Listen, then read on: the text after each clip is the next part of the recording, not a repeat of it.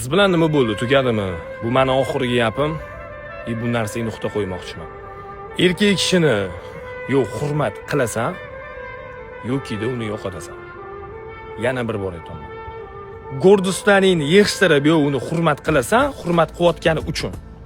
Yoki-da gordostingni qo'yib, o'sha g'ururingni qo'yib, yo uni yo'qotasan. Oxirgi gapimni aytaman. O'sha sevishayotganlar, отношения qilayotganlar. Raz gaplashyapsizlarmi? Bir-biringlar bilan sevishyapsizlarmi? Отношения bo'lyaptimi? Gordost degan narsani yig'ishtiringlar, hop. Hayoda menga yozadi, bu menga qiladi, bu menga telefon qiladi, kutadi. Nima qilasan unaqa narsa qilib? Raz senda ошибка o'tayaptimi? Xatoying bormi? Qiz bolamisan, o'g'il bolamisan? Farqi yo'q, telefon qilganda, menda xatoyim bo'lyapti.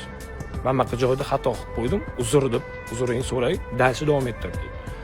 Agar men bunaqa narsa qila olmayman, men chunki qiz bolaman-ku, bu erkak kishi-ku, erkak kishi uzr so'ramaydi. Yana bir bor aytaman.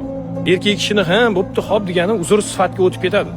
Telefon qilib turib, uzr, meni kechir, unaqa narsa demaydi, sizlar kutmaylar u narsani.